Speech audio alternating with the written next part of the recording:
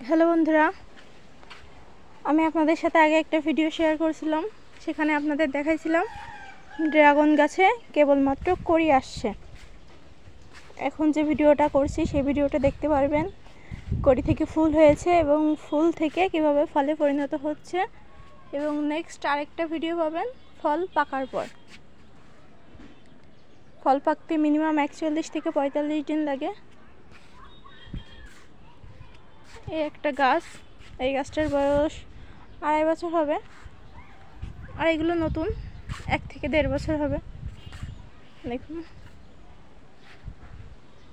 কি পরিমাণ ফল এসেছে তা আপনারা দেখতে পারবেন। এক একটা ড্রামে 4টে করে গাছ দিয়ে আছে।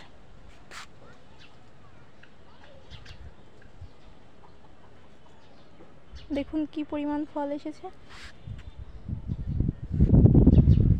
এর আগে কখনো আমরা বিক্রি করিনি, কিন্তু এইবার আশা আছে যে কিছু বিক্রি করা হবে, কারণ এত তো আর খেয়ে পারা যাবে না। গাছে প্রায় 1-1.5 উপরে ফল আছে, এবং দেখুন নতুন করে এসেছে। কিছুদিন পর এগুলো ফুটবে। এই ফুলটা দেখুন, এইটা হলো 2 দিন অথবা 2 দিন আগে ফুটেছে। পরশু দিন রাত্রে এই ফুলটা ফুটেছে। এবার শুকায়ে ফুলটা ঝরে পড়ে যাবে, তারপরে এরকম ফল হবে।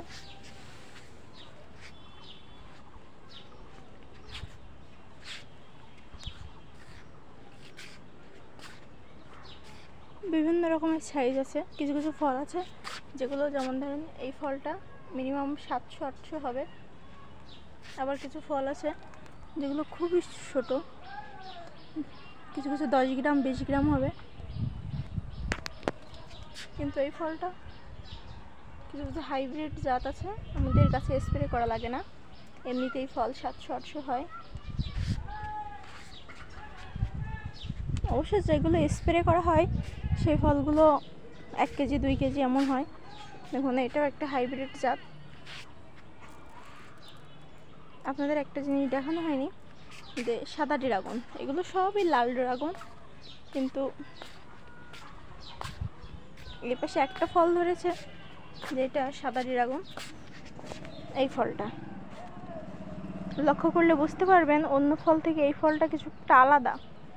এর গাটা অনেকটা তেলসা, এবং গায়ে যে ডোরা কাটাগুলো এগুলো পরিমাণে লালগুলো একটু বেশি, আর সাদাগুলোই পরিমাণে একটু কম, একটু না অনেক কম।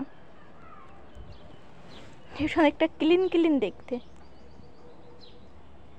এটা সাদা ড্রাগন ফল। যখন গাছ থেকে পাড়া হবে তখন আপনাদের সাথে আরেকটা ভিডিও শেয়ার করব।